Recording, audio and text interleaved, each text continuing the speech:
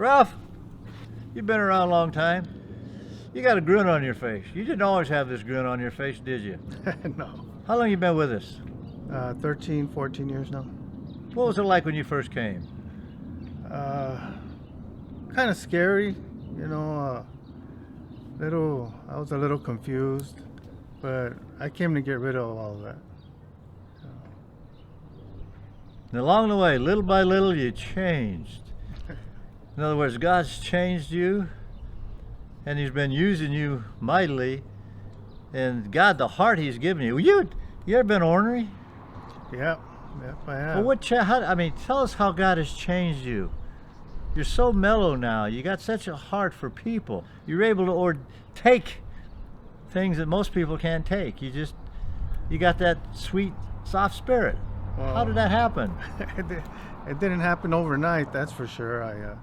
I fell a few times, and every time I fell, I felt the presence of the Lord like dim. Not totally out of it, because He'll never leave you nor forsake you. But I fell a few times, and every time I got up with He got me up with strength. And well, this last time I came into church on the street, and I stepped right in, all of me, not just a little bit, or because I've already tasted what the Lord has given me, and so I wanted it now, and I wanted it back, and more. You always want to get closer to the Lord.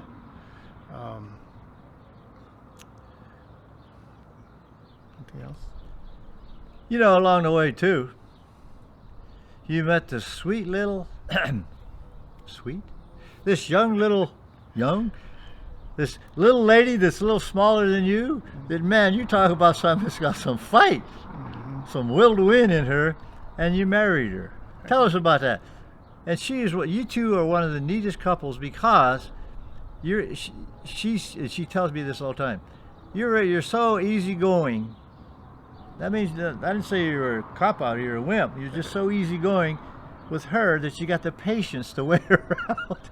Well, I good thing I have a pastor that's always telling me, happy wife, happy life. So that always rings, when the time comes. I love my wife, Terry. She's really been what I believe the Lord knew that what I needed to level me out, to equal, to all the things that I needed to learn, how to behave, because women, now, Ralph, we can't figure them out, and we really don't want to. But no, I've learned a lot. I've learned how to be more of a gentleman. Us men, we just open our mouth when we're not supposed to, and we don't even realize it. And do women do that? Don't tell anybody. Do they ever shut their mouth? No. Tell us how you met her and romance and how that came about. Well, I met her at the Dream Center, in I believe in the kitchen area, the old hacienda, and which they already tore down. Actually, she was serving, and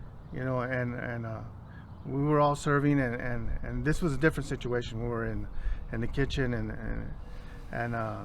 in the cafeteria area, and she served me like a chicken or piece of chicken or something.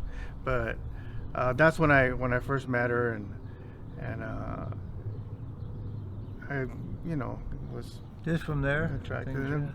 Yeah, and then slowly, I had to make sure that we waited for her to get out of first phase, because you can't.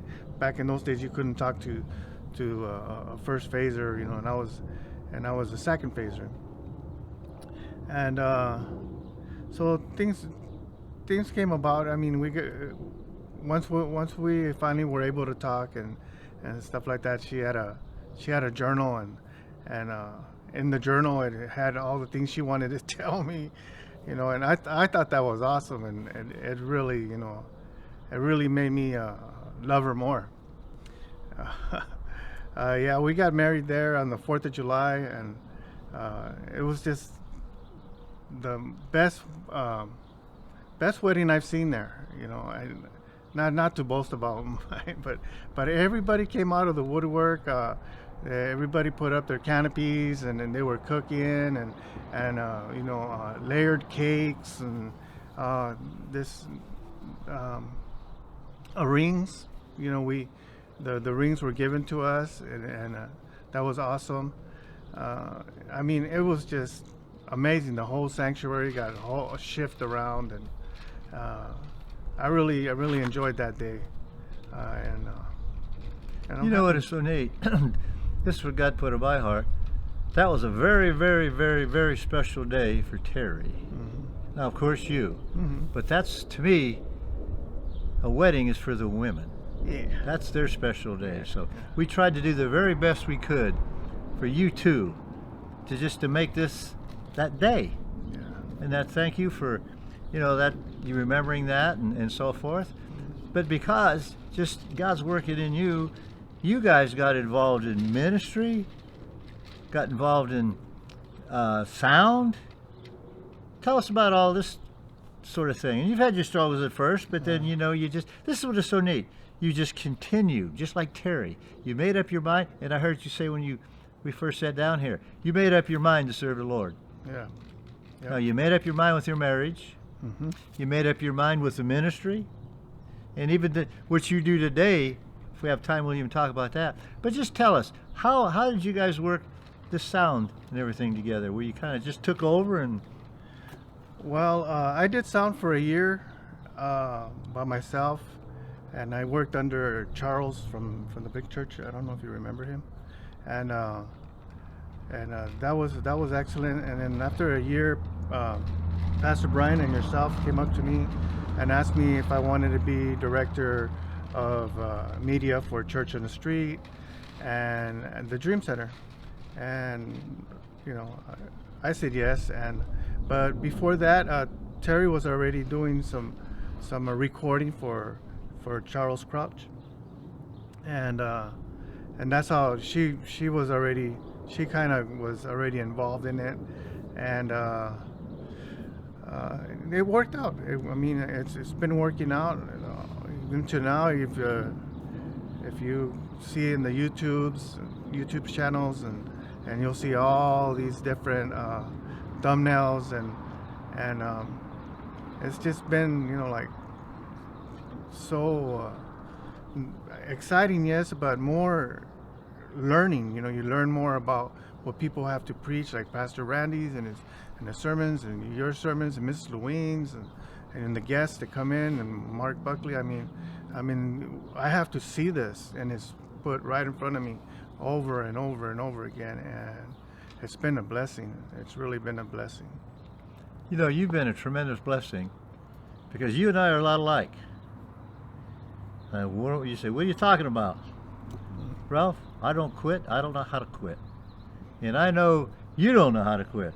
By you helping, like this, we're starting all over again with Church on the Street. You're there, you're doing sound, you're doing media for us in the church.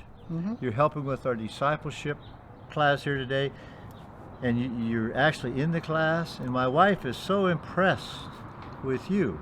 You always got everything set up and ready to go. Mm-hmm. And this is like your wife says, she's so solid, so in the background, so loving.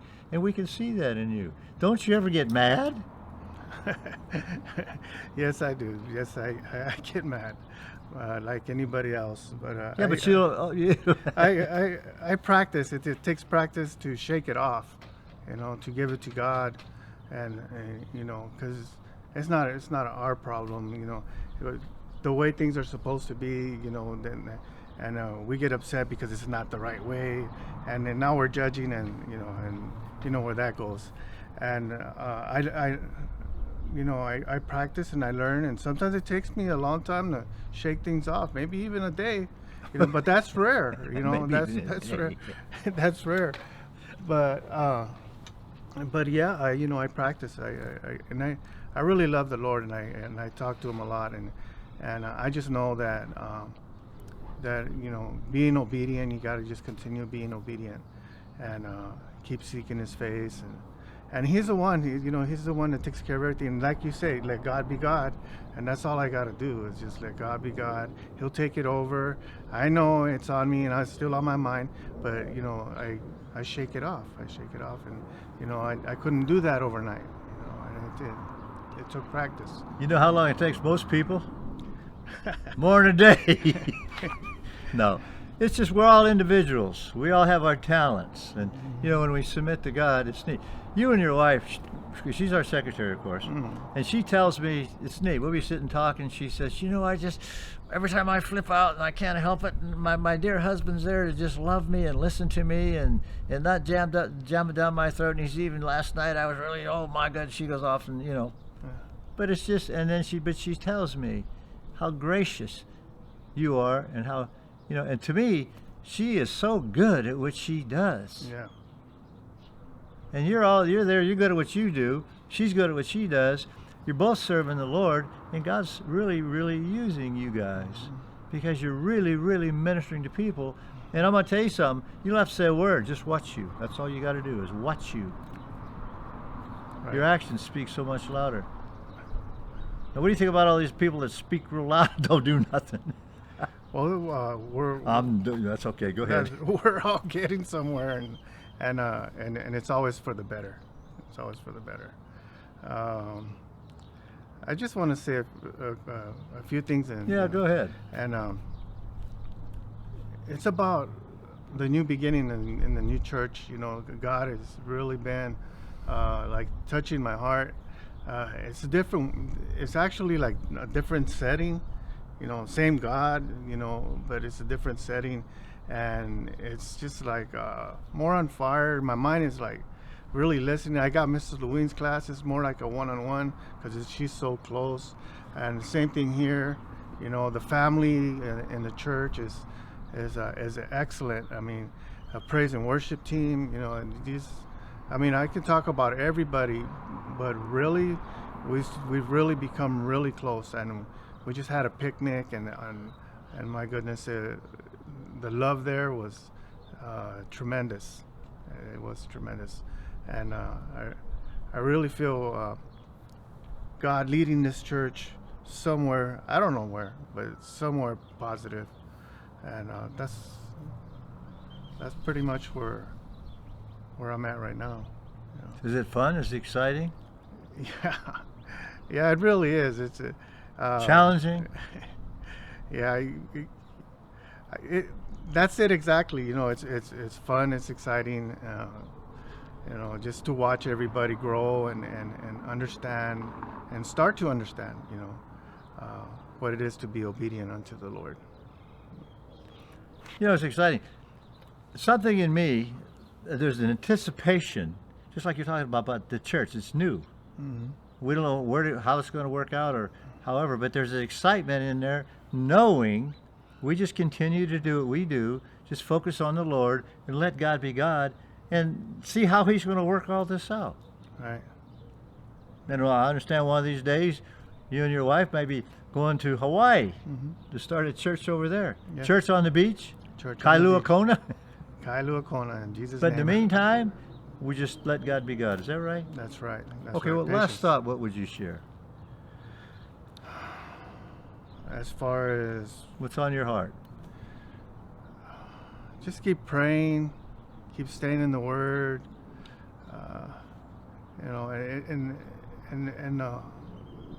it takes practice. It takes practice to